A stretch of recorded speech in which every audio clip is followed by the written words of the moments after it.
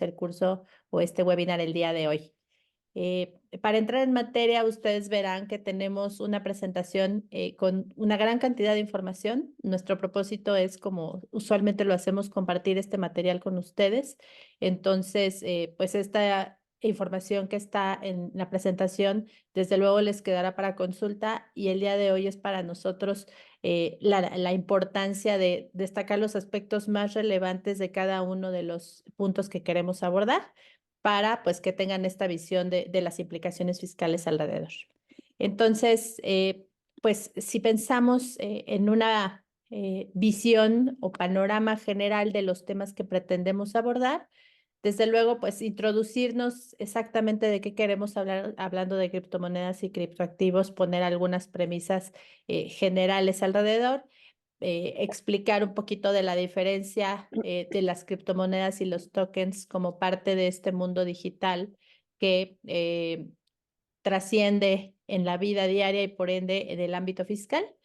Asimismo, queremos platicar con ustedes el tratamiento legal, la regulación que hasta hoy existe en nuestro país y al respecto la posición que ha tomado el Banco de México para contribuir en el entendimiento de la naturaleza de este tipo de activos. Después platicaremos del tema contable y su naturaleza, porque igualmente se presentan aspectos interesantes que debemos dilucidar junto con su naturaleza jurídica, porque ambos elementos, su tratamiento contable y su naturaleza jurídica, es lo que nos va a ayudar a determinar las reglas que deberíamos de aplicar para el tratamiento fiscal que deberíamos darle en el impuesto sobre la renta e impuesto al valor agregado, para finalizar con la regulación que tenemos en otros países. Entonces, como les platicaba, pues la presentación tiene una gran cantidad de información, pero nuestro propósito es darles algunos aspectos relevantes que puede haber en el tema. Entonces, pues sin más preámbulo, le cedo la palabra a mi socio César Gámez, que nos platicará o nos introducirá en el tema, en el ámbito de las criptomonedas, criptoactivos, para ir profundizando en los diversos aspectos. Gracias, César. Gracias, Julia. Buenos días a todos. Un gusto que nos acompañen el día de hoy y como bien comentaba Julia, a mí me tocará primero abordar esta parte introductoria, simplemente para que tengamos una referencia de la importancia del tema. Creo que un aspecto que resulta relevante es lo que ven en pantalla. Según Prodecon, respecto de un análisis que se hizo, el 12% de la población adulta en México posee alguna criptomoneda, ¿no? Entonces, por aquellos escépticos de que este tema a lo mejor está más alejado de nuestra economía, que es un tema de inversionistas extranjeros que les gusta especular con ese tipo de inversiones un poco atípicas, de riesgo, de especulación, pues lo cierto es que en México sí nos hemos involucrado al respecto y este porcentaje pudiera representar algo interesante y bueno, pues nada más para tenerlo como referencia, inclusive pues somos la novena nación con mayor tasa de posesión de este tipo de criptoactivos y pues eso todavía es aún más interesante, ¿no? Eh, para aquellos que es tener la referencia de activos digitales, que se basan en la tecnología del blockchain o la cadena de bloques, que esta cadena de bloques, hablando tecnológicamente, me disculpa, creo que la diapositiva avanzó de más.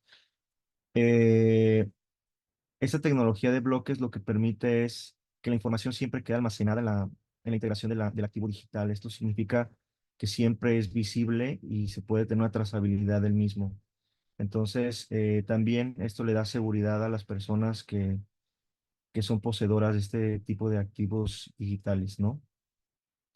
Y ahorita lo que vamos a comentar es la distinción entre criptomonedas y tokens, porque como yo ahorita refería, el concepto general es criptoactivos, ¿no? Entonces, muchas de las ocasiones hablamos de criptomonedas pensando que es un concepto genérico para cualquiera de estos activos digitales, lo cual pues no es correcto porque realmente hay criptoactivos como género y una especie de ellas son las criptomonedas, pero existen otros activos digitales que también se consideran criptoactivos que son los tokens. Y aquí vale la pena hacer su distinción porque evidentemente en este webinar pues trataremos de abordar lo que son las criptomonedas, ¿no? Como punto de partida, porque hablar de todos los criptoactivos sería algo complejo, no nos alcanzaría el tiempo. Sin embargo, parte de lo que vamos a comentar puede servir de elementos para una interpretación y aplicación de las disposiciones para los criptoactivos en general, ¿no?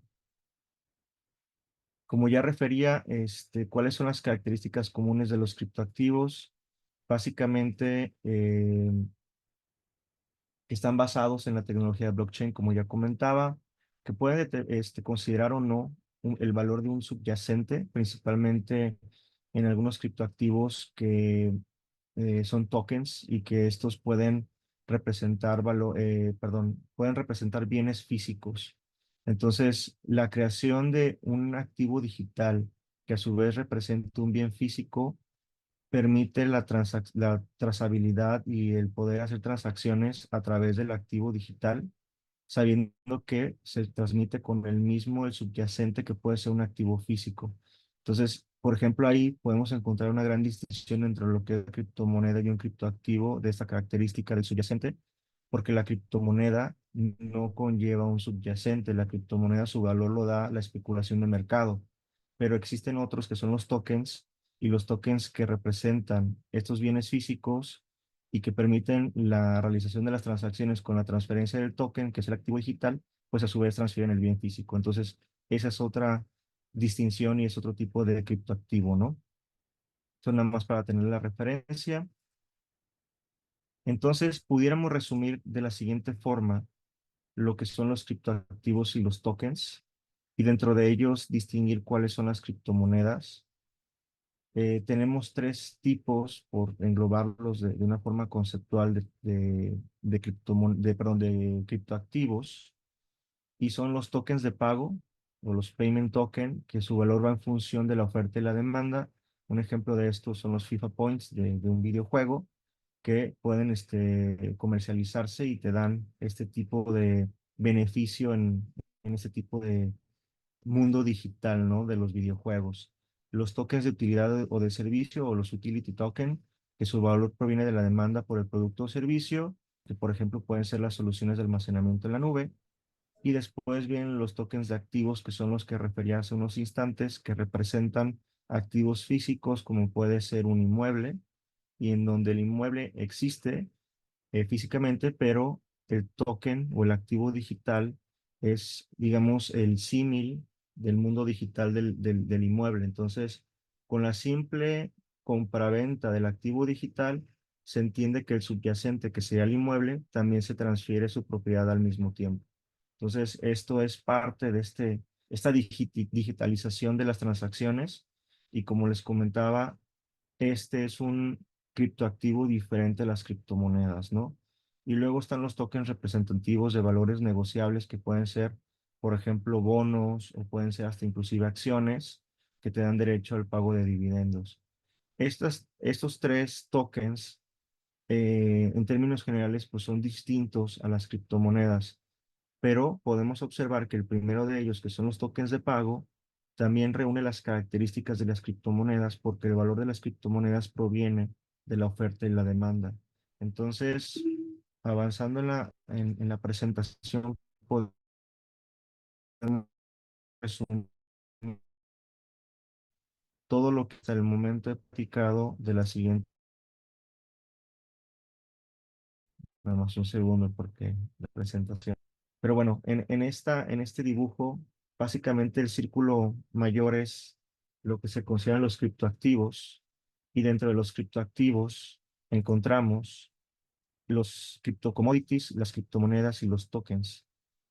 Los criptocommodities son básicamente los tokens de activo, que son los que comentaba que representan valores físicos o inclusive documentos como pueden ser bonos o acciones.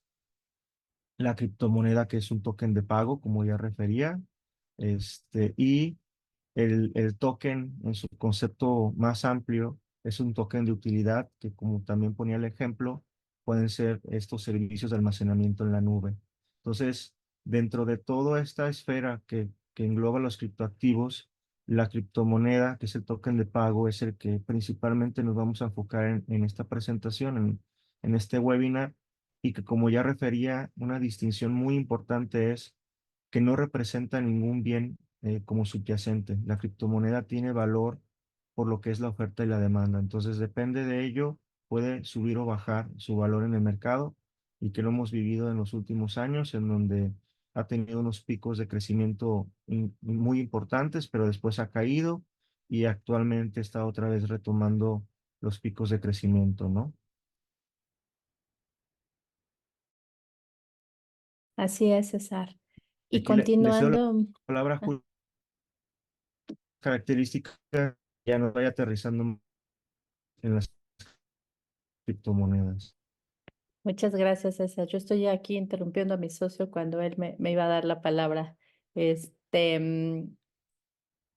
continuando con el tema, quisiera, digamos, ya que César nos ha dado esta introducción en el mundo de los criptoactivos, la diferencia con las criptomonedas, quisiera empezar a esbozar, digamos, las características más relevantes que deberíamos de tener en cuenta a lo largo de esta charla, porque van a tener una trascendencia para definir sus implicaciones fiscales. Entonces, me refiero a las criptomonedas específicamente porque son, digamos, las que mayormente son conocidas y mayormente utilizadas, pero gran parte de estas características podrían incluso aplicar a los criptoactivos, que es el género más amplio de las diferentes especies que puede haber, como ya nos explicó César.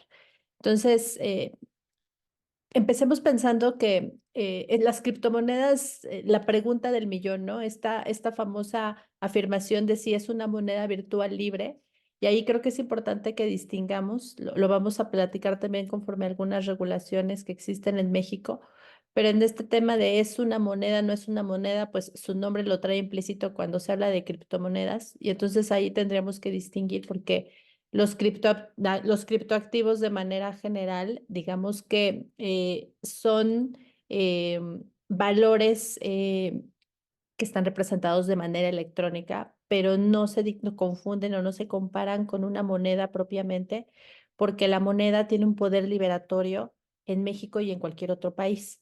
Esa es, digamos, la diferencia fundamental si habláramos de moneda en el sentido más estricto de la palabra. Coloquialmente y comercialmente se les ha conocido como una moneda libre porque en el medio y en el mundo comercial se le reconoce como un medio de pago, ¿no? Es una forma de pago que ha sido aceptada para ciertas transacciones y por eso coloquialmente se habla de una moneda libre, pero realmente habría que distinguir que los criptoactivos de manera general, lo que comúnmente todos conocemos como una criptomoneda, los bitcoins, etcétera, realmente no son una moneda porque no tienen poder liberatorio, es decir, la capacidad de que obligatoriamente te puedan liberar de una obligación sin importar qué, sino que son un medio de pago si las partes se ponen de acuerdo. Entonces, esa sería la diferencia. Realmente tendría la característica de ser una criptomoneda cuando tuviera ese respaldo o ese reconocimiento de tener un poder liberatorio. Pero eso va muy de la mano con la segunda característica de los criptoactivos y en particular de las criptomonedas, que es el tema de la descentralización. Y todo gira alrededor de ello, porque en estas nuevas tecnologías, lo que ha sucedido es que se ha diseñado estos nuevos mecanismos como, eh, entre otras razones, como medios de pago, estos activos digitales que tienen un valor por su existencia electrónica y que lo que sucede es que no están, digamos, no tienen una institución atrás que respalde ese valor del que ya nos hablaba César y a eso se refiere la descentralización. Simplemente su valor se da a partir de las leyes de la oferta y la demanda, la confianza que los mismos generen. Se reconoce como un medio de pago porque las partes involucradas se pueden poner de acuerdo y sus contenidos a nivel digital son muy variados porque en estas cadenas de bloque o blockchain se puede, digamos, principalmente se utilizan como medios de pago, pero pueden utilizarse para otro tipo de elementos, como sucede con los contratos inteligentes o los propios tokens. Y vaya, estas cadenas de bloque que vamos a ver pueden, digamos, incluir o contener una diversidad de datos que se pueden incluir. Entonces, todo gira alrededor de la descentralización en el sentido de que no hay atrás una institución, un gobierno que los esté respaldando. Y eso pues justamente va de la mano con su desregulación y su globalización. Eh, También es justamente de la mano que no hay estos intermediarios en medio, no es la banca tradicional donde tenemos una institución que está respaldando el valor eh, de los saldos que yo tengo en una cuenta bancaria, no es el Banco de México respaldando a la moneda de curso legal o el propio gobierno federal. No tenemos estos intermediarios y no tenemos estos respaldos atrás. Pero además, digamos, en las características propias de los criptoactivos, podemos hablar de su inalterabilidad, de su confidencialidad, de su irreversibilidad y su intercambiabilidad, que si lo viéramos de manera, digamos, amplia, significaría en esencia que lo que sucede es que están diseñados a través de estos blockchains o bloques de cadena que tienen una confiabilidad a nivel digital muy amplia porque se mantiene un registro de las transacciones que van sucediendo, la cadena desde el inicio hasta el fin, y es prácticamente imposible la modificación de los mismos. Entonces eso genera un nivel de confianza muy grande y a su vez genera esa irreversibilidad. Una vez que se ha incluido a la cadena de bloque una determinada transacción, ya no se puede modificar. Inclusive si se quiere cancelar, tendría que hacerse una nueva cadena o registrarse en una nueva, en un bloque para que entonces se pudiera reconocer justamente por su irreversibilidad. Ahora, dicho eso, entonces, pues es importante que tengamos en cuenta justamente esta naturaleza que tienen los criptoactivos, porque decíamos, se conocen como criptomonedas, pero realmente no lo son, sino que son medios de pago reconocidos comercialmente en diversas transacciones. Y por poner el ejemplo más común con estos antecedentes que ya nos ha venido platicando César, pues conocemos precisamente el Bitcoin como el antecedente más antiguo y además conocido que data del 2009 a partir de su creación.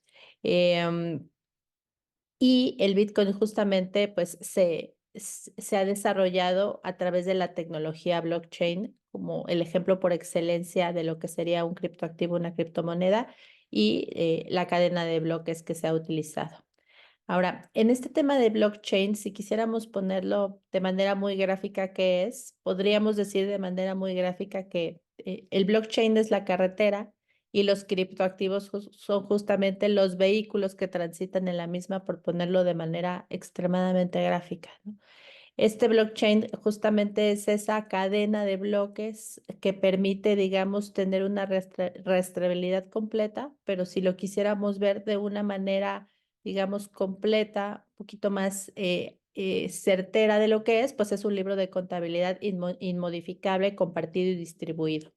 ¿Eso qué significa? Que tiene la posibilidad de almacenar determinados datos de manera electrónica a través de este libro que está compartido o distribuido, es decir, que no está solamente en manos de una persona, sino de un grupo que son los usuarios y que además está reconocido o identificado directamente en la red, no lo tiene una persona en especial.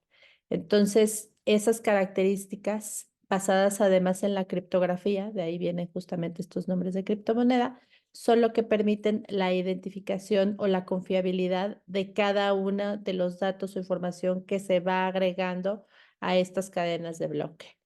Y por lo mismo, pues tienen, digamos, una flexibilidad muy amplia porque puede ser utilizado para diversas cosas. Como vamos a ver más adelante, ya lo anticipaba César, realmente los criptoactivos no es que tengan un subyacente atrás, su valor es en sí mismos, son esos, digamos, activos digitales por su propio valor y no porque estén representando un subyacente atrás. Sin embargo, para algunos casos se han utilizado como instrumentos de inversión o inclusive para representar ya en la vanguardia y en lo más actual, algunos tokens se han utilizado, por ejemplo, para representar bienes reales, ¿no? Inmuebles, etcétera, que es el futuro posiblemente de estos tokens. Entonces, pues continuando justamente porque, como les decíamos, pues hay muchos temas y enfoques de este tratamiento que queremos platicar con ustedes, pero queremos continuar avanzando. Pues vamos a platicar un poquito ahora del tratamiento legal que ha recibido hasta el momento en México este tema de los criptoactivos o activos virtuales, como también se conocen. Y lo primero que les diríamos es que en la actualidad solo tenemos dos leyes donde expresamente encontramos una determinada regulación, que es la ley para regular las instituciones de tecnología financiera, que es conocida coloquialmente como la ley FinTech, y por otro lado, la ley para regular las operaciones de actividades vulnerables, que también es conocida pues en términos generales como la ley de antilavado o recursos de procedencia ilícita.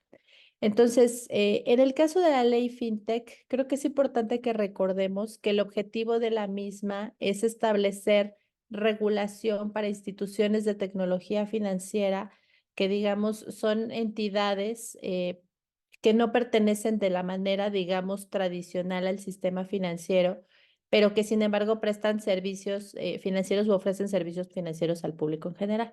Entonces, en esta gama de sociedades o instituciones, conforme se van desarrollando, pues surge la necesidad de a través de una ley dotar de una mínima regulación para que los usuarios tengan esa mínima certeza. Entonces, ese es el espíritu de esta ley que es relativamente nueva, data de 2019, y particularmente tiene dos secciones que para nuestros propósitos pueden ser interesantes. La sección que regula como tal a las instituciones de fondo de pagos electrónicos y la sección que regula como tal las operaciones con activos virtuales, que serían justamente estos criptoactivos, también conocidos como activos digitales. Entonces, lo interesante de esta ley es que nos da una definición de lo que sería un activo virtual, conocido coloquialmente como activos digitales también o criptomonedas. Entonces, una primera parte relevante es esta, nos da una definición de lo que es un activo virtual, que es la representación del valor registrada electrónicamente utilizada entre el público como un medio de pago para todo tipo de actos. Importante que se note o distingamos que en esta ley solamente se va a considerar un activo virtual cuando se utilice como un medio de pago para determinados actos. Y como platicábamos, pues no necesariamente todo criptoactivo es utilizado como un medio de pago. Es el más común, que es justamente lo que se conoce como las criptomonedas, porque se utilizan como medio de pago, aunque no tienen ese poder liberatorio, pero no significa que todo criptoactivo sea utilizado como medio de pago y sin embargo esta ley, para efectos de la definición, lo circunscribe a aquellos activos virtuales que sean utilizados entre el público como un medio de pago para cualquier tipo de acto. Entonces, la ley también yo pienso que de manera adecuada o atinada hace esta distinción entre un activo virtual y la moneda de curso legal, justamente porque, como platicábamos, las monedas e incluso las divisas tienen un poder liberatorio, a diferencia de los activos virtuales, que son un medio de pago que las partes acuerdan, no así una moneda con ese poder liberatorio. Em,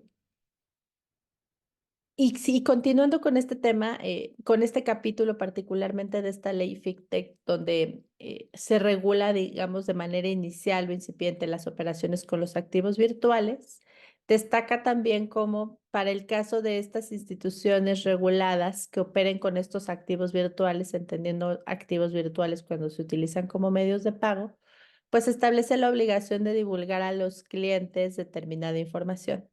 Entonces, es importante que distingamos que esta ley no pretende regular cualquier transacción con un activo virtual, sino solamente las que ejecutan las instituciones de tecnología financiera que van a encontrar una regulación expresa en esta ley. Tienen que cumplir con determinadas obligaciones y los activos virtuales que se utilicen como medio de pago por estas instituciones reguladas, pues entonces deberán de cumplir, entre otras cosas, con esta obligación de divulgación de que el activo no es una moneda de curso legal, que no se puede revertir y los riesgos tecnológicos que puede haber inherentes al tema. Ahora, la siguiente parte que puede ser interesante, pues es justamente la ley monetaria, ya se los adelantaba yo hace unos instantes y ahora lo podemos reconfirmar con la ley monetaria porque como decíamos, pues la moneda es aquella que tiene realmente poder liberatorio, que en México pues son los billetes, las monedas metálicas y las monedas metálicas conmemorativas.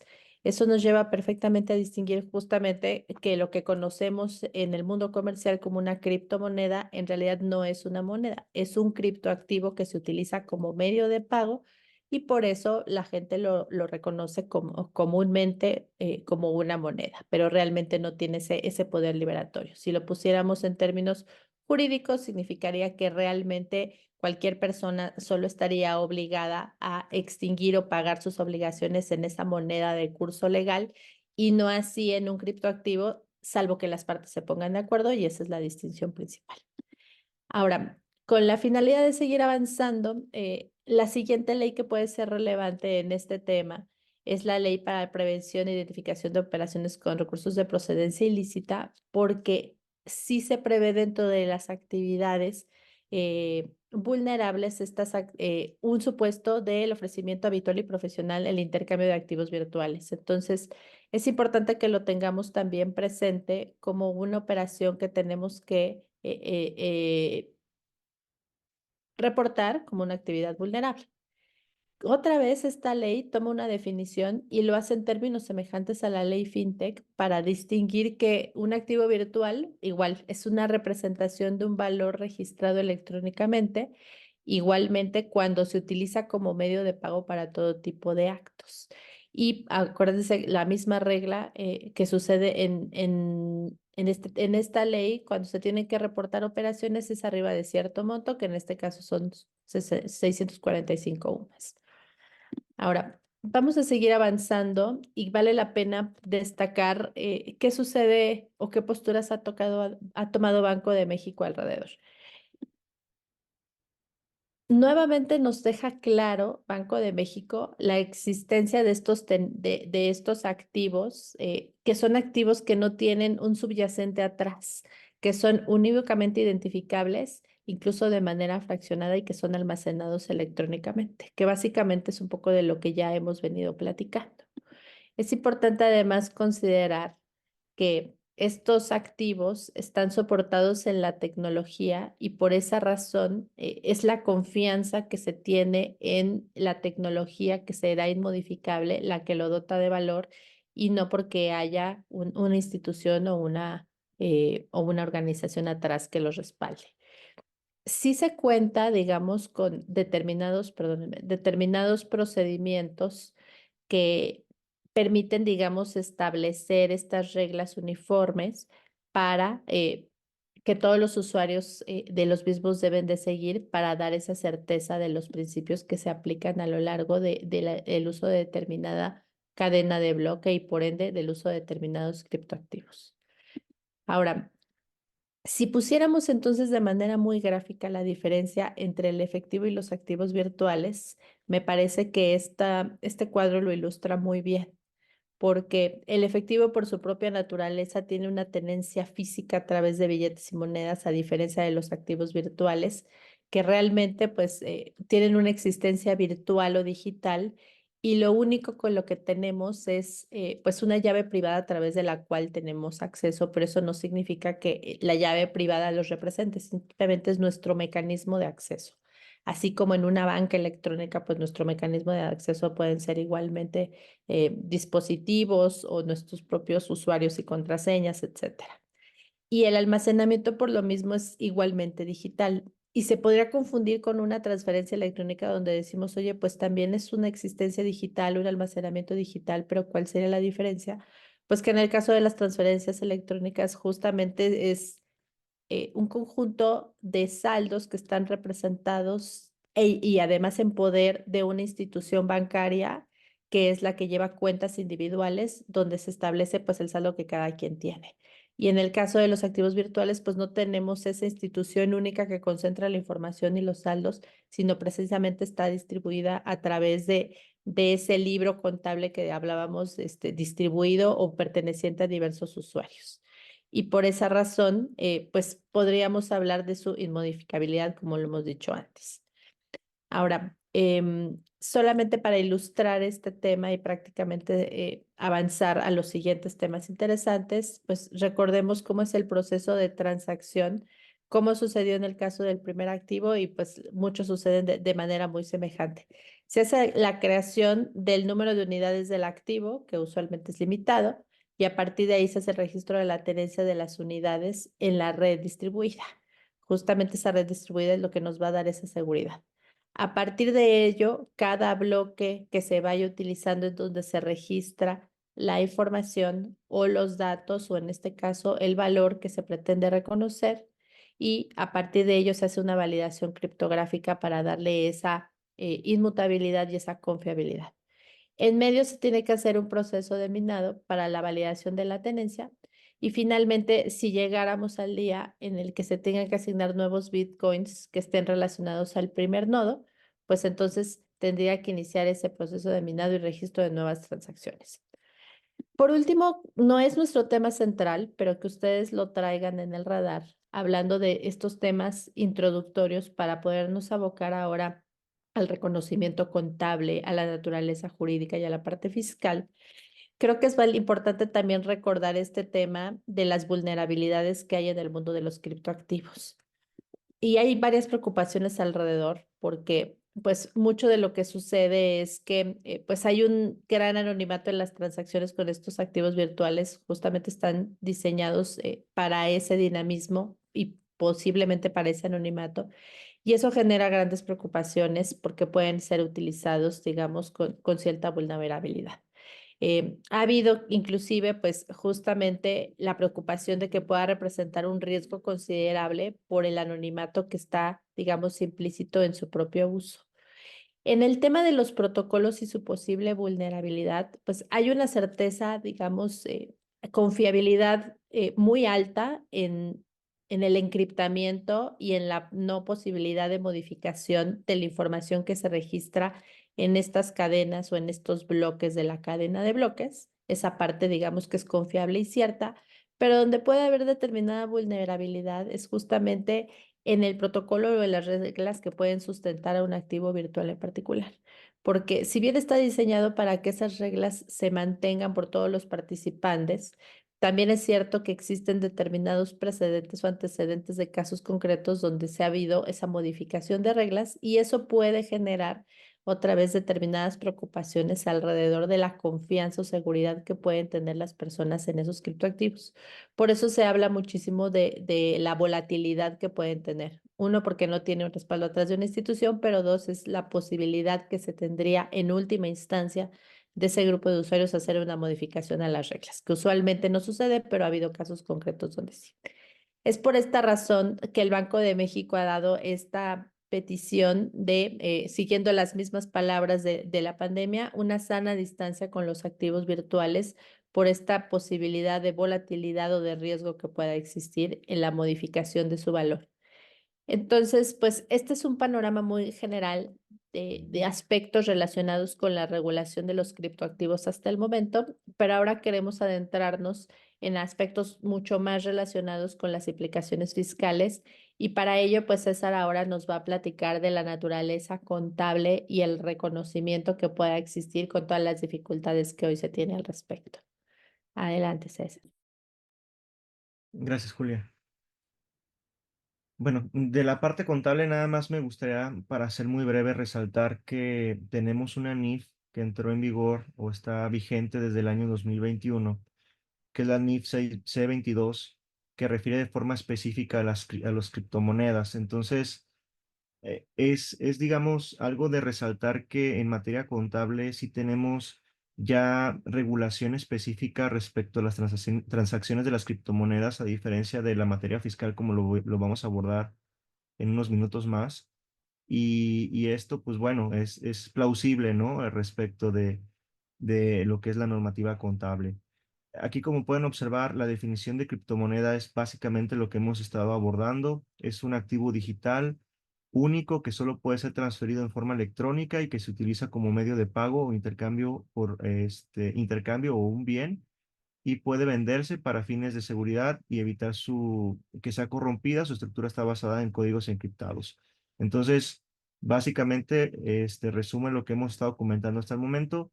Esta NIF también recogía una definición de lo que era la cadena de bloques o el blockchain Sin embargo, ya en la versión definitiva no quedó este texto, nada más quedó en la versión previa. Sin embargo, pues la definición también no está tan alejada de lo que hemos comentado y las definiciones que se han abordado hasta el momento. Em, Aquí también vale la pena resaltar este párrafo que ven en pantalla, el párrafo IN3, porque este es tajante respecto a lo que hemos comentado de que los criptoactivos son diferentes a las criptomonedas. Y aquí nos está señalando de forma muy clara. Dice, existen diferentes tipos de activos digitales, por ejemplo, los tokens y los criptoactivos, pero las criptomonedas tienen la característica de que se usan como medio de pago o intercambio. Entonces, se puede establecer que la criptomoneda es un criptoactivo porque se basa en los códigos encriptados en el blockchain, pero es un criptoactivo, pero perdón, pero un criptoactivo no es criptomoneda si no se utiliza como medio de pago. Entonces, hace una distinción muy clara de cuando estamos en presencia de una criptomoneda versus cualquier otro criptoactivo.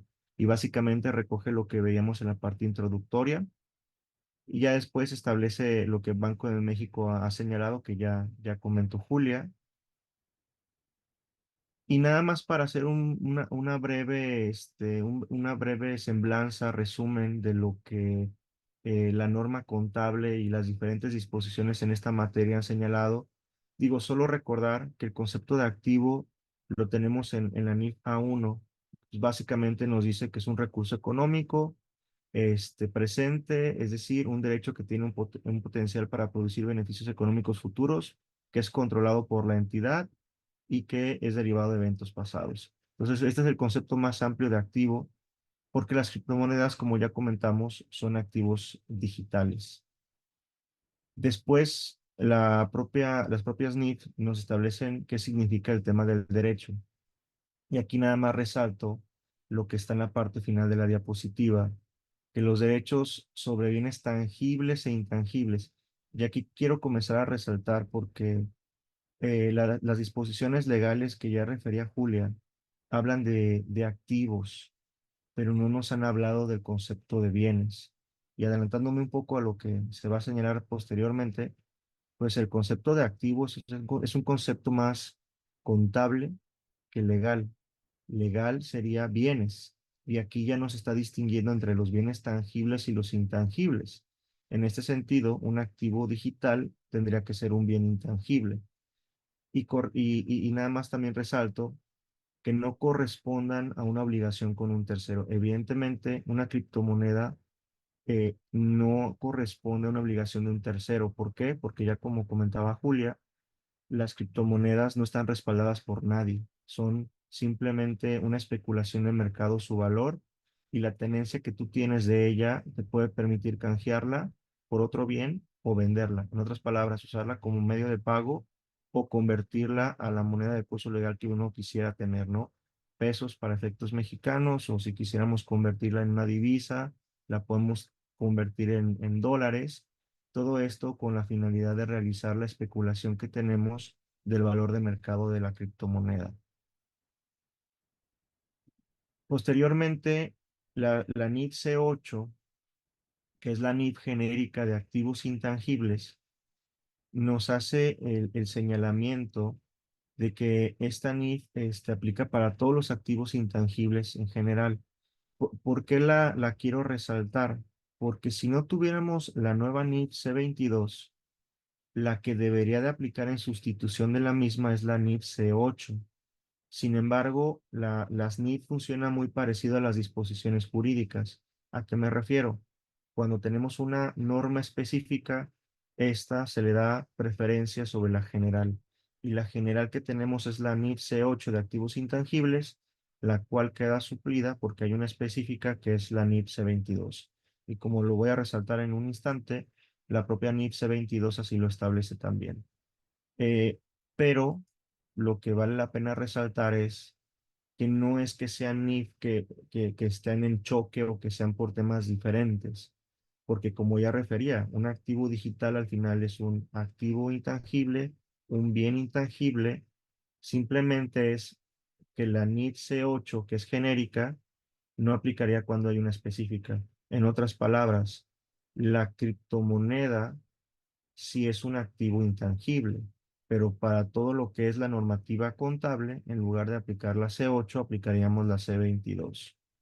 Esto es importante porque en la parte fiscal nos puede ayudar un poco para la interpretación en dónde debería de estar la regulación que aplicaríamos en el caso de las criptomonedas, tomando como referencia lo de las NIF, porque evidentemente en materia fiscal no tenemos absolutamente nada de criptomonedas, pero sí tenemos cierta regulación sobre activos intangibles. Entonces creo que eso nos puede ayudar un poco para esclarecer el tratamiento fiscal. Em, y retomando esta parte, en esta diapositiva pueden observar en la parte final que una de las características que se señalan en en la NIF C22 es que la criptomoneda no debe recibir el tratamiento de la NIF C8, como ya refería, porque esa NIF C8 está enfocada a activos intangibles que se recuperan a largo plazo. Entonces, ¿qué podemos concluir de esto? Las criptomonedas sí son activos intangibles. Existe una NIF específica para que tengan su reconocimiento contable, que es la NIF C22, y el hecho de que no aplique la C8 es porque es genérica y porque además su enfoque está más encaminado a lo que son activos de tenencia o de aprovechamiento a largo plazo, lo cual puede ser discutible dependiendo de la especulación que queramos tener con la criptomoneda, pero lo que están tratando de distinguir es que la criptomoneda, por esa volatilidad o por el uso que le quiera dar el propietario, no necesariamente es para una explotación de ese activo intangible a largo plazo. Eh, bueno, aquí vienen otras características que por cuestiones de tiempo no voy a referir, pero básicamente nos establecen de que, por ejemplo, si el valor de mercado es muy bajo, casi nos da el parámetro de que es difícil que podamos recuperar el dinero invertido en la criptomoneda, pues tendremos que reconocer en los libros contables pues prácticamente un valor de cero o nulo porque ya no tiene ese reconocimiento de mercado, ¿no? Entonces, hay varias características que la NIS C22 nos establece al respecto y que para su referencia van a estar en el material que con gusto les vamos a compartir. Algo que sí quiero resaltar es en materia de convergencia o de comparabilidad en cuanto a las normas de información financiera mexicanas versus las internacionales y las de, digamos, las que aplicarían en cualquier otro lugar. Aquí se establece que como en aquellas que son las normas de información financiera internacionales no existe una NIF C22, entonces tendríamos que aplicar las otras NIF que se adecúen más a las características de la especulación o del uso que le demos a la criptomoneda. Entonces nos señala que si es alguien que se dedica a la comercialización de criptomonedas, la NIF o la NIC que tendría que aplicar es la de inventarios porque su enfoque es eso, tener inventarios para su comercialización. Si no fuera el caso, si es alguien que la tiene para especular y de forma esporádica la utiliza para canje o para su venta, sería entonces la NIC 38 de activos intangibles. Entonces simplemente nos está estableciendo cómo debemos hacer la conversión cuando no estamos utilizando las NIF mexicanas, sino que utilizamos las internacionales.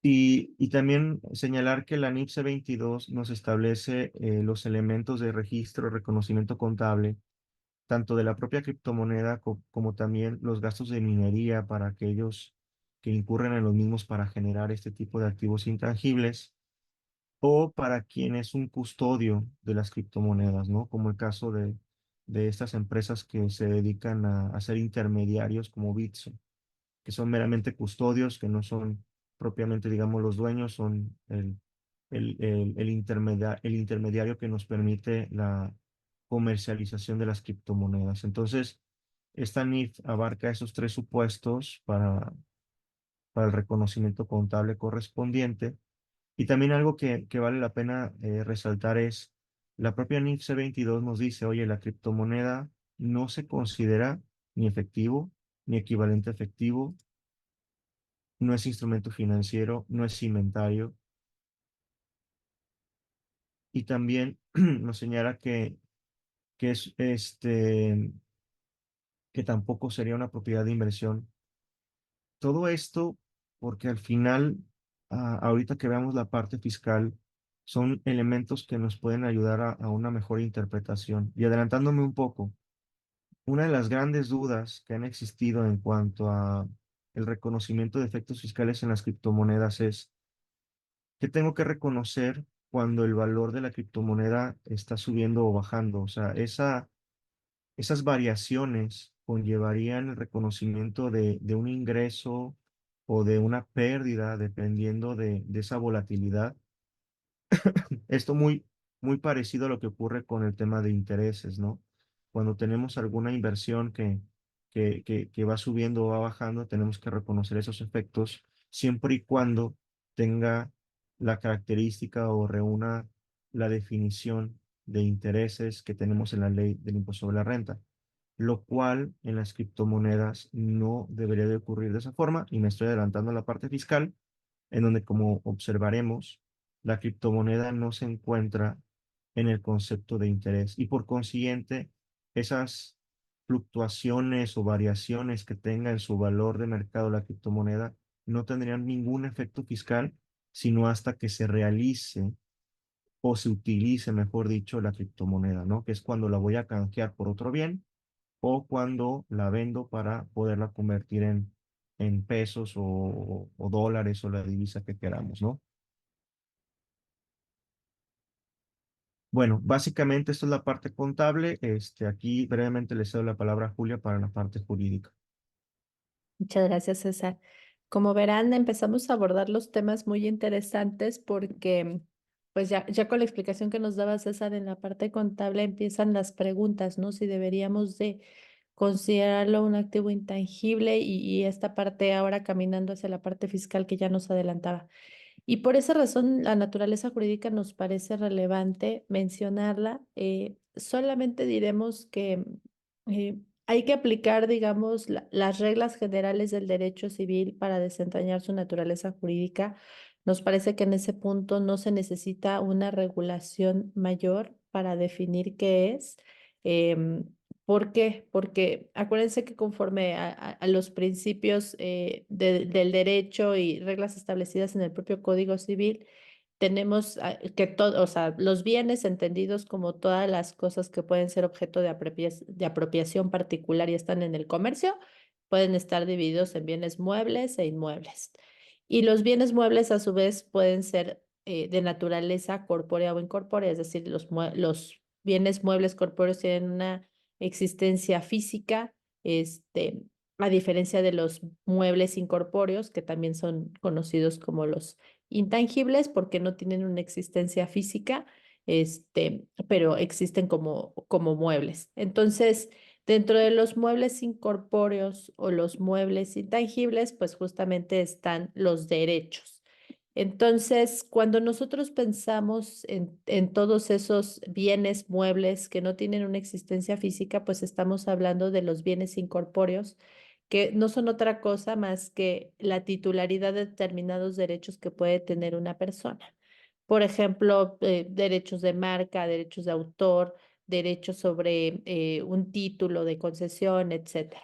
Dentro de esta categoría consideramos que podrían estar los criptoactivos, porque como decíamos, son bienes como tal, no son moneda de curso legal, entonces al ser bienes no tienen una existencia tangible, como decíamos, es un valor representado de manera electrónica, entonces tienen una naturaleza intangible o incorpórea y a su vez, pues representan, digamos, un derecho. Que es justamente ese valor que tiene el determinado criptoactivo. Por esa razón, pues su naturaleza sería de bienes intangibles o incorpóreos que pueden representar un medio de pago, un derecho o un activo virtual o digital. Ahora, dicho eso, si lo vemos de esta manera y para pensar en cómo va a impactar en el ámbito fiscal, hacíamos una distinción durante lo que llevamos de la charla de decir, no son moneda de curso legal. Si no son moneda de curso legal, entonces si yo pago, por ponerlo en términos coloquiales, con un criptoactivo, con una criptomoneda, desde el punto de vista jurídico, lo que estoy haciendo es intercambiar un bien por otro. Y eso jurídicamente sería una permuta, no una compraventa, porque una compraventa necesita dinero y el dinero es el que tiene curso legal o poder liberatorio. Entonces, en el caso de las transacciones que se acepte como medio de pago un criptoactivo o una criptomoneda, en ese caso estamos hablando propiamente de una permuta. Ahora, esta naturaleza jurídica, pues, es sumamente trascendente para determinar las implicaciones fiscales, porque como decíamos ahorita, si yo pago una transacción con un criptoactivo, no puedo decir que le estoy pagando en efectivo, le estoy pagando con un bien diverso. Y en ese sentido, lo interesante va a ser cuando entra ese criptoactivo a mi patrimonio, por una parte va a tener una variabilidad de valor mientras esté en mi patrimonio que va a ser, digamos, constante y previsible por su propia volatilidad. Es altamente probable que durante la tenencia de mi patrimonio va a tener esa diferencia de valor. Y entonces viene la pregunta, ¿es un rendimiento? Como decía César, eh, no lo es, y ahorita vamos a explicar por qué. ¿Es dinero? Tampoco lo es. Entonces es un bien que entra a mi patrimonio y entonces lo importante va a ser que, bueno, ¿qué va a pasar cuando lo venda? Entonces, con ello, pues ya les estoy dando, digamos, algunas ideas del tratamiento o la introducción en el ámbito fiscal. Y creo que lo primero con lo que tenemos que partir es con la definición de enajenación de bienes, porque así como platicábamos ahorita, no es propiamente una divisa que nos genere una fluctuación cambiaria como se reconoce para efectos fiscales, no es un rendimiento en el sentido más estricto y por lo tanto no es un interés, no califica la definición como lo va a explicar César de determinadas figuras que se equiparan a un interés. Y entonces no es una moneda, es la enajenación de un bien. Entonces, por esa razón nos parece que la directriz fundamental para analizar las implicaciones fiscales gira alrededor de recordar lo que es una enajenación de bienes, que para efectos fiscales es toda transmisión de propiedad, aun en la que se reserve el dominio. La siguiente parte interesante es que acuérdense que el propio código establece que se considera que una enajenación se efectúa en territorio nacional cuando el bien se encuentra en el territorio o bien cuando en el país se realiza la entrega material del bien. Pero cuando estamos hablando justamente de bienes incorpóreos o intangibles donde no puede existir donde no hay una existencia física para determinar si en el territorio se encuentra el bien o en ese momento se hace una entrega material, pues es una parte que debemos de considerar para determinar las implicaciones fiscales, particularmente en IVA, como lo va a explicar César. Entonces, recordando esta premisa alrededor de la cual va a girar gran parte de la explicación que daremos, nos vamos a enfocar ahora en el impuesto sobre la renta y le cedo la palabra nuevamente a César. Gracias, Julia.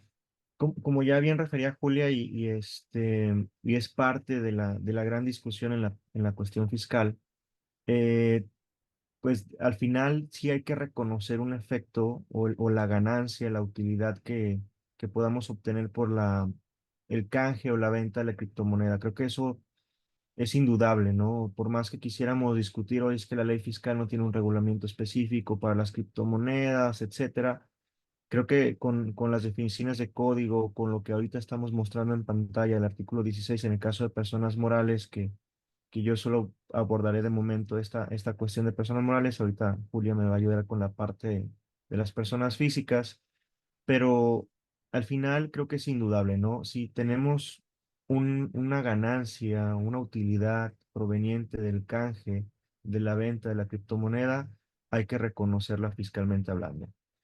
Ya de ahí, pues la gran discusión va a ser, bueno, y aquellos que no lo hayan hecho, qué tan fácil es que los detecten. Bueno, eso creo que ya es el riesgo que cada quien quiera correr. Lo que técnicamente aplicaría es un reconocimiento del ingreso fiscal por la persona que esté obteniendo dicho beneficio, ¿no? Entonces, el artículo 16 en materia de personas morales señala la acumulación de la totalidad de los ingresos y señala de cualquier tipo, ¿no? Entonces es muy amplio, ya la Suprema Corte de Justicia de la Nación a través de una tesis ha señalado que cualquier incremento en el haber patrimonial es un ingreso y la discusión sería, bueno, ¿y cómo tengo yo que reconocer el ingreso en la mecánica de determinación o de cálculo de impuesto sobre la renta?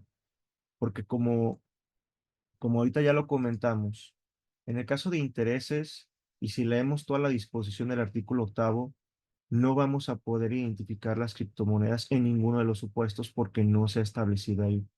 Esto afortunadamente por lo que les comentaba de las variaciones, porque en algunas ocasiones, dependiendo del tipo de inversión, las variaciones sí tienen un efecto fiscal, Afortunadamente no será el caso de las criptomonedas. Las criptomonedas no tendrían ningún reconocimiento sino hasta que se utilicen, ya sea como canje por otro bien o porque se vendan y se conviertan en efectivo.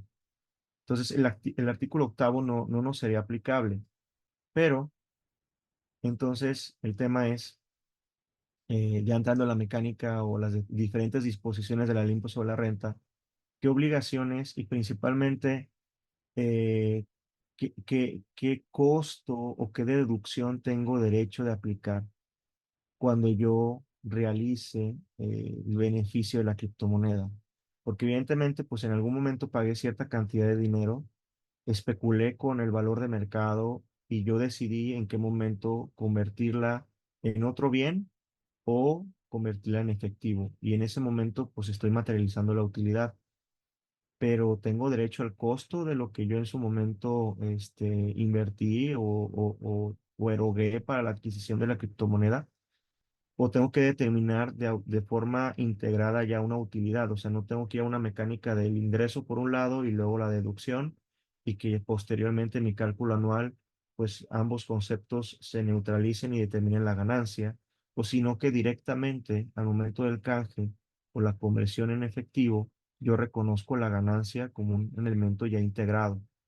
Esa es una de las grandes dudas. Otra, que es la que planteamos en esta diapositiva en la parte final, es, bueno, están los momentos de reconocimiento, que sería cuando se emita el CFDI, cuando reciba la contraprestación, se entregue el bien, sea exigible el cobro parcial o total, pero ¿existe la obligación de emitir el comprobante fiscal por una transacción con criptomonedas? Aunque parecería ser un poco extraño la pregunta, siendo apegados a las obligaciones y a lo que estamos conversando, la respuesta es que sí, tenemos que emitir un CFDI por esta operación, porque al final, pues yo tengo que reconocer el ingreso. Y el tema es que si yo emito un CFDI, pues es solamente la parte de lo que estoy percibiendo por la conversión de la criptomoneda en otro bien o en dinero o en efectivo, y dónde queda la parte del costo, ¿no? Entonces, ya desde aquí comenzamos con problemáticas y más con la cuestión de que hoy en día los sistemas de las autoridades fiscales están procurando hacer todos los cruces de CFDIs con ingresos y también en la parte de deducciones para confirmar que los contribuyentes estén determinando de manera correcta el impuesto sobre la renta. Entonces, creo que esto pues, sí puede generar pues un dolor de cabeza adicional porque hay que aclarar qué tipo de operación fue y por qué por un momento tenemos, o por un lado, mejor dicho, tenemos el CFDI por la obtención o la realización de la criptomoneda y por el otro lado, pues el costo, y el tema del costo es cómo lo voy a comprobar, porque seguramente y dependiendo en dónde haya adquirido la criptomoneda, pues normalmente son o con intermediarios nacionales como Bitso o internacionales, que son estas famosas wallets. Entonces, oye, yo simplemente con lo que tengo en mi wallet de lo que pagué por la criptomoneda, sin tener un CFDI por la erogación correspondiente, ¿puedo tener los elementos suficientes para demostrar la deducción? Aparentemente la respuesta sería que sí. El tema es que entramos en complejidades porque tendríamos que demostrar ante las autoridades fiscales cómo se realizó la operación, y para que entiendan ese tipo de transacciones, pues creo que va a ser bastante complejo. Si nos preguntan, oye, ¿ha habido procedimientos de fiscalización respecto de operaciones con criptomonedas? Yo les diría, no tengo presente ninguna, pero también lo cierto es que hay una gran ausencia de cumplimiento fiscal con las transacciones de criptomonedas. Entonces, creo que también por eso ha pasado desapercibido. Pero bueno, regresando a la parte técnica, el artículo 18, que nos refiere a los demás ingresos, hay una fracción segunda que aparentemente nos pudiera ayudar para esta mecánica de cálculo que ya les comentaba, porque nos dice que hay que reconocer como ingreso la ganancia. Entonces no es el ingreso y la deducción por separado, sino la ganancia derivada de la transmisión de la propiedad de bienes por pago en especie. Entonces, si yo considero que la criptomoneda la estoy utilizando como un pago en especie para adquirir otro bien, aparentemente esta disposición no sería aplicable. Y aquí nos dice que pudiendo disminuir del ingreso las deducciones para el caso de la enajenación que permite esta ley. Entonces yo de momento ya, pues, es que la ley sí me permite en términos generales la deducción del costo de adquisición del bien que estoy enajenando.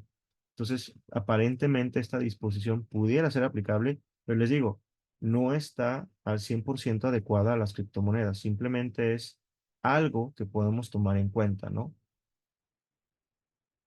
Eh, y hay otra fracción que es la fracción cuarta de este mismo artículo 18. Esta refiere a la enajenación de activos fijos. Y como ya vimos, las criptomonedas técnicamente no son un activo fijo. La pregunta sería si entran dentro de los conceptos de gastos o cargos diferidos, que son distintos al activo fijo, que por consiguiente esta fracción no aplicaría en lo absoluto, pero lo que sí podemos discutir es si tuviéramos que entrar en todo el tratamiento de gastos y cargos diferidos, que ahorita lo voy a abordar. Solo de manera previa, recordar lo que está en el artículo 25 de todas las erogaciones que se consideran deducciones autorizadas. Está el costo de lo vendido, están las inversiones. Y digamos, si otra vez quisiéramos buscar en dónde encuadrar, principalmente no el tema de la deducción, sino qué pasa cuando yo en la operación de la criptomoneda perdí, que digo, a lo mejor son los pocos casos, pero puede ocurrir que yo haya perdido. Esa pérdida que estoy obteniendo por la realización de la criptomoneda, ¿puedo considerarla una deducción o no? Entonces, la fracción quinta nos dice que las pérdidas por enajenación de bienes distintos a los de la fracción 2, que son los inventarios, es factible que se considere una deducción. Entonces, creo que también por ahí la pérdida la pudiéramos considerar como deducible, ¿no? Entonces, les digo, todo esto son al final aspectos o disposiciones que pueden ayudar a una interpretación, porque ciertamente no hay nada específico y ese es el dolor de cabeza que tenemos en este tipo de transacciones, ¿no? Y ya nada más para retomar lo que comentaba de los gastos y cargos diferidos, eh, en el artículo 31 y principalmente el 32 viene que los gastos diferidos pues tenemos que deducirlos por una mecánica de un porcentaje anual.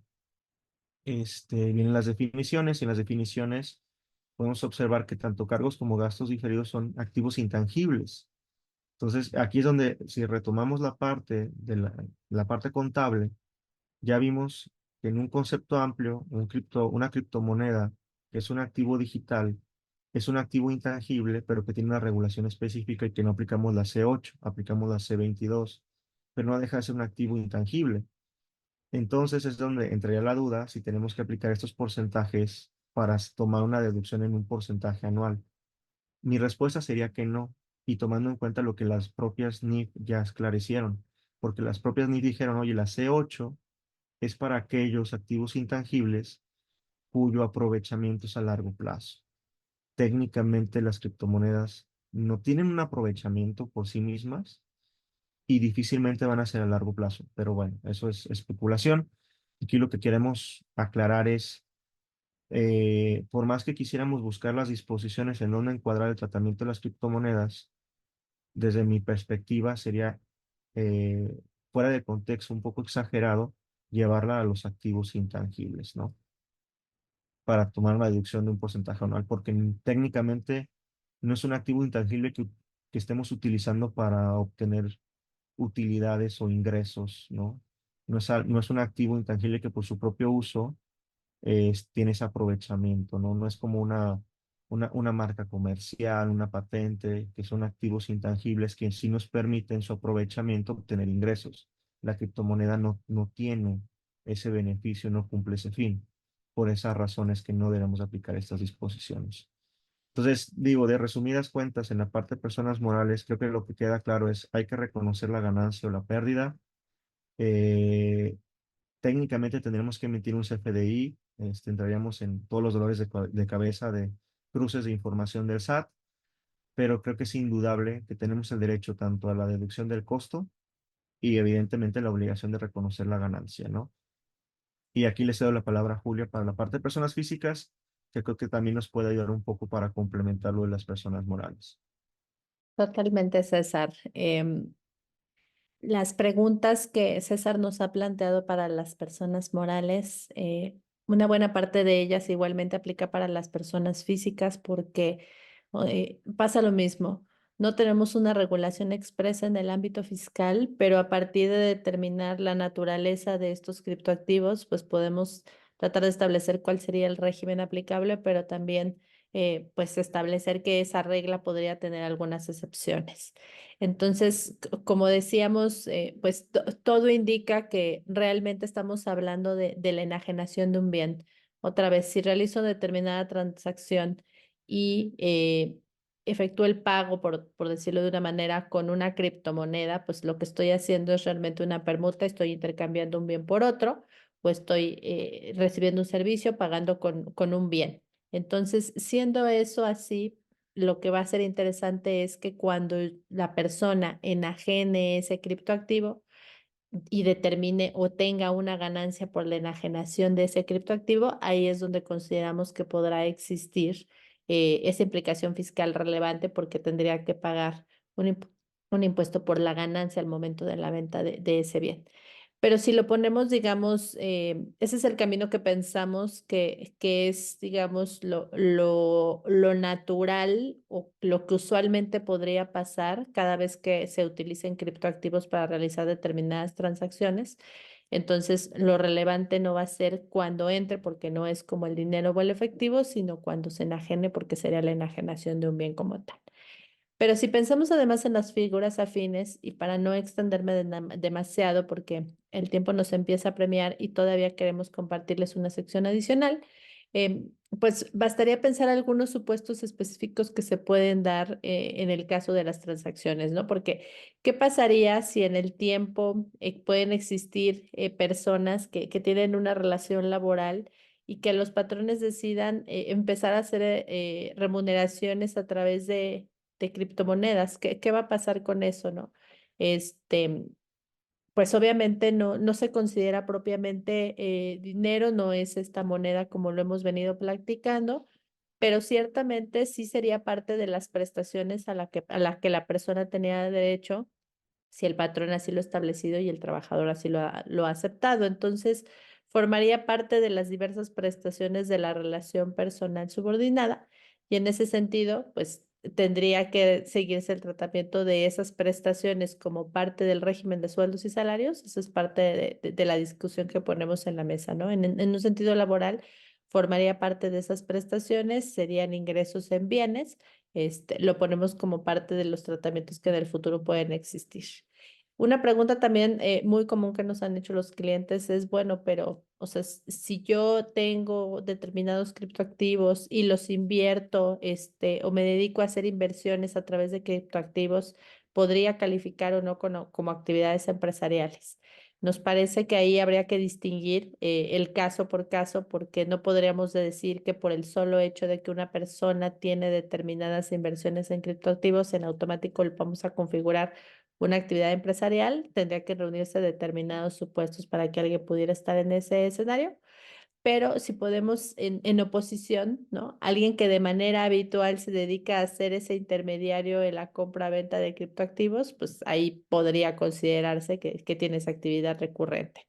O los que participan activamente en el servicio de minería, pues ahí también es claramente un servicio que podríamos decir si es empresarial o profesional, posiblemente profesional porque está sujeto a los conocimientos profesionales que tiene que tener una persona en el ámbito tecnológico.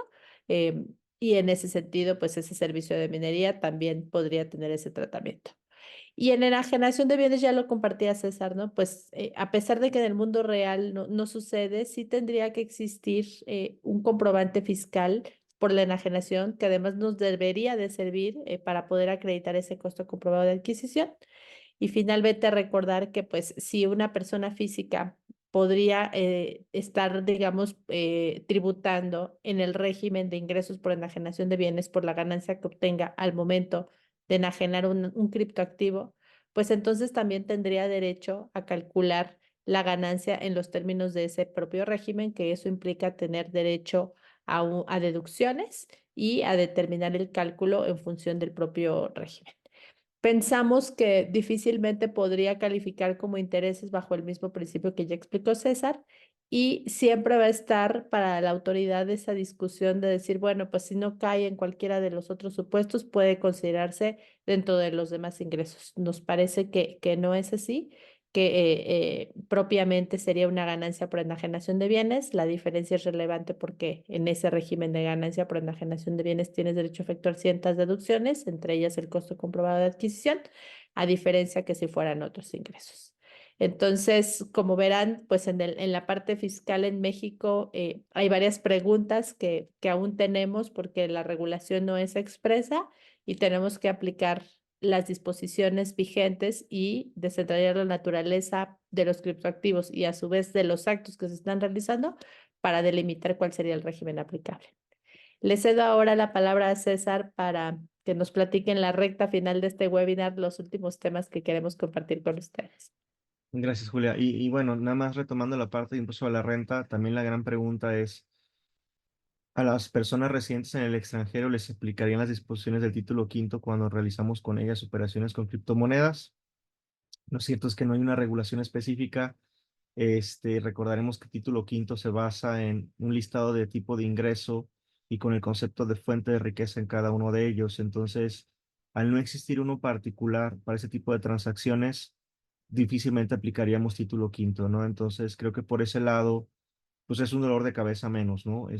No está listado, no hay fuente de riqueza, y por esa razón, pues no tendremos la obligación de retener un impuesto sobre la renta para la operación con el extranjero cuando estamos adquiriendo la criptomoneda, porque al momento de la adquisición, para nosotros es el costo, la erogación, pero para la contraparte, que puede ser residente en el extranjero, sea el ingreso, y de momento pues no tendríamos la obligación de retención, lo cual también es afortunado porque hacer una retención cuando normalmente son operaciones con intermediarios, no es directamente con el poseedor, es muy complicado, ¿no? En materia de IVA, pues este es otro gran dolor de cabeza porque si revisamos cada uno de los supuestos de la ley de la materia y partiendo del primero que es enajenación, para que estemos en una operación grabada con IVA en la enajenación, se tiene que haber realizado la entrega material del bien en territorio nacional. Entonces, el tema es, pues son bienes intangibles, entonces difícilmente pues, va a ocurrir en territorio nacional, todo ocurre en el mundo digital, no en el ciberespacio.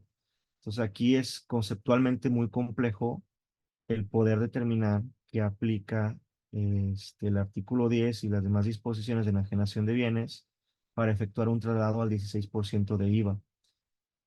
Aquí también que vale la pena resaltar, no me estoy refiriendo al IVA de cuando hacemos un canje de criptomoneda por otro activo. Si yo estoy canjeando la criptomoneda, por decir algo, para adquirir un auto, un inmueble, porque la contraparte me acepta la criptomoneda como medio de pago, pues la operación de IVA por la operación de la adquisición del inmueble, del auto, pues el IVA de esas operaciones pues, sí debería de proceder. Más bien me refiero al IVA que correspondería por la transmisión del activo digital, que es la criptomoneda. O sea, si por sí misma debe de conllevar el pago de IVA. Entonces, otra vez regresando al tema, aparentemente enajenación de bienes no aplicaría.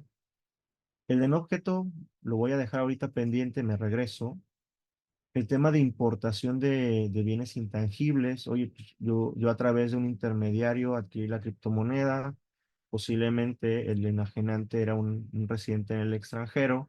El tema es cómo yo compruebo que es un residente en el extranjero para darle el tratamiento de importación y principalmente porque será una importación de un intangible que conlleva el IVA virtual y el efecto es cero.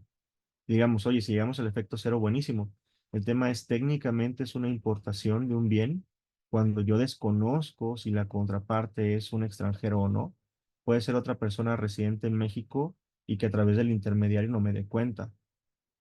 Entonces también es difícil soportar que es una importación para efectos de IVA o una exportación cuando yo la vendo. Y si yo la estoy vendiendo para convertirla en dólares, por decir algo, en pesos, no la estoy canjeando por otro bien, es cuando yo transfiero la propiedad de la criptomoneda. Eso es una exportación del bien intangible que es el activo digital de la criptomoneda. Puedo demostrar que la contraparte es residente en el extranjero para la exportación. Entonces, aquí les digo, se vuelve bastante complejo porque no tenemos certeza de con quién estamos llevando la operación, porque todo es a través de los wallets o los intermediarios. Regresándome al tema de los no objeto, pudiéramos interpretar que es una actividad no objeto, pero también es un poco complejo, no está tan claro. Y el tema aquí entonces sí es un dolor de cabeza todavía más importante porque la disyuntiva, a diferencia del impuesto sobre la renta, en el impuesto sobre la renta, por lo que hemos comentado, sí hay que reconocer la ganancia o la pérdida e indudablemente de alguna u otra manera tienes derecho a la deducción tanto del valor de adquisición como otros gastos inherentes a la adquisición de la criptomoneda para ese reconocimiento en materia del impuesto sobre la renta. Pero en materia de la ley del IVA es en donde no está claro y el darle efectos de IVA distorsionaría el tipo de uso que le estamos dando a la criptomoneda. Entonces, aparentemente a lo que tendríamos que llegar o a la interpretación que tendríamos que arribar es a que la operación con criptomonedas, o sea, en cuanto a la criptomoneda, otra vez, no si es un canje por otro bien. La operación del otro bien conllevará su efecto fiscal de IVA dependiendo del tipo de bien o estará exento, depende del otro bien, ¿no? Pero en sí misma la criptomoneda, por esa transferencia que lleve IVA o no, deberíamos de concluir que no. El problema es en dónde soportamos que no conlleva el traslado del IVA. Podríamos decir, oye, pues a lo mejor lo más factible es como una actividad no objeto. Podría ser ahí, nada más hay que tomar en cuenta que esto pues tiene otras repercusiones en el acreditamiento del IVA, dependiendo de las circunstancias, ¿no? Posiblemente el efecto también sea cero en acreditamiento, pero simplemente lo dejamos ahí como un punto de discusión, pero aparentemente ese tendría que ser una de las respuestas de que es no objeto o no conlleva el traslado del IVA. Y, y este dolor de cabeza se pudiera aclarar si es que nuestras autoridades fiscales hicieran lo mismo que otros países han hecho. Y de ejemplo les dejamos en el material referencias de varios países. El primero es Australia. Australia dice, oye, las transacciones de criptomonedas están sujetas al impuesto a las ganancias. O sea, en otras palabras, el impuesto sobre la renta mexicano, ¿no? Su equivalente, que sería este impuesto a las ganancias. Entonces, Australia está dejando de forma contundente, hoy sí conlleva ese efecto fiscal, que les digo, no hay duda que México tendría que ser así, pero pues no ha habido claridad al respecto y algunos pues pueden que estén cometiendo la omisión del reconocimiento de la ganancia o la pérdida por las criptomonedas. Pero en materia de IVA, fíjense cómo Chile estableció que las criptomonedas no están sujetas al IVA. Y esa debería de ser la respuesta también para efectos mexicanos. El problema es que no tenemos una posición así de clara por parte del SAT, ¿no? O una adecuación, una reforma a nuestras disposiciones en donde quede de manera clara ese efecto, ¿no? O como en algunos otros supuestos, que es una operación exenta, como por ejemplo cuando se hace la transmisión de cuentas por cobrar en materia de IVA. Oye, si yo transfiero la cuenta por cobrar, la propia disposición de la ley del IVA establece que esa transmisión no conlleva un IVA por sí mismo, pero sí el de la operación de origen tendría sus efectos. Pero eso ayuda y aquí tendríamos que tener algo similar en donde nos diga que la criptomoneda no está sujeta al IVA por su canje. Eh, y bueno, también establece que para en materia de la declaración anual de Chile, en materia de impuesto a la renta hay que reconocer el efecto de las criptomonedas. Todos los países coinciden en esa parte, o sea, todos los países que están de referencia señalan que sí hay que reconocer el efecto del impuesto sobre la renta o su equivalente en cada uno de estos lugares. Lo interesante es que en materia del IVA también han aclarado que no debe de reconocerse el efecto en ese impuesto. Entonces aquí les dejamos la referencia a varios países, está Portugal, Reino Unido, Estados Unidos, aquí me pasé Francia, Alemania. Entonces, creemos que estas referencias internacionales en una cuestión de derecho comparado deberían de permitirle a las autoridades fiscales en México el emitir algún comunicado, el tener la iniciativa de una modificación tanto en la ley del ICR como en la ley del IVA y esclarecer esto que el día de hoy hemos discutido con ustedes y que pues prácticamente esto es la presentación. Entonces, es algo la mejor opinión de Julia, pues pasaríamos a ver algunas de las preguntas que por aquí nos dejaron en el chat. No sé, Julia, si quieras agregar algo. No de mi parte, César, pues el tiempo se ha ido muy rápido, entonces nos quedan algunos minutos para poder contestar algunas de las preguntas que nos han compartido. Entonces, pues como usualmente lo hacemos, procuremos contestar la mayor parte de ellas. Yo voy a tomar aquí una de inicio, César, y si te parece bien como lo Perfecto, hacemos, cada uno vamos contestando poco a poco las que puedan haber, ¿no? perfecto. Nos preguntan, dice de este lado, del lado de quien haga la conversión de moneda de curso legal a criptomoneda y viceversa. Las comisiones que cobren deben de ser un ingreso acumulable, pero a la par para el cliente será una deducción autorizada. Ya que la criptomoneda no está regulada en México y teóricamente tampoco su existencia, podrían cuestionar su legal deducción. Y yo diría que es parte justamente de lo que hemos venido platicando, Ujú. partiendo de la premisa que en ese supuesto, pues estaríamos hablando de una ganancia por enajenación de bienes en el momento que la persona enajene ese criptoactivo. La pregunta del millón entonces es si va a tener derecho a una deducción y nosotros pensamos que sí.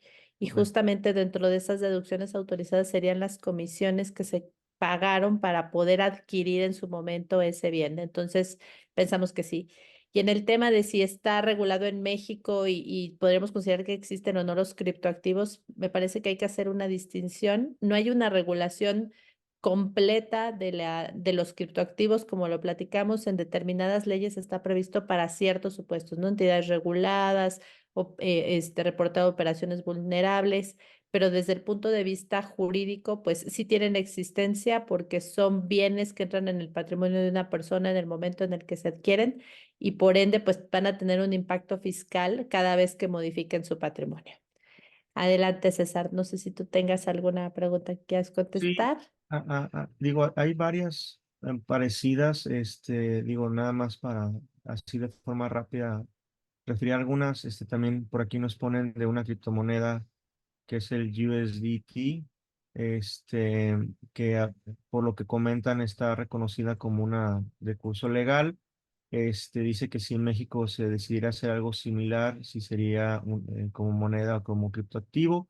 Bueno, tiene un si en México se llegara a reconocer como moneda de curso legal esa criptomoneda, pues es tal cual moneda de curso legal y listo, ¿no? O sea, ya no tendría un tratamiento de criptoactivo como tal. Lo cual dudo que vaya a ocurrir en México, pero bueno, así debería de ser. También por aquí refieren al tema de IVA, de las comisiones que ya comentabas, Julia, pues bueno, si la comisión te la está cobrando un residente en México, pues sí debe conllevar el IVA. Si es una persona residente en el extranjero, pues es una importación de un servicio y por consiguiente el IVA virtual, donde tienes un IVA trasladado por la importación o un IVA de la importación, un IVA acreditable por el mismo monto y te da un efecto cero, ¿no?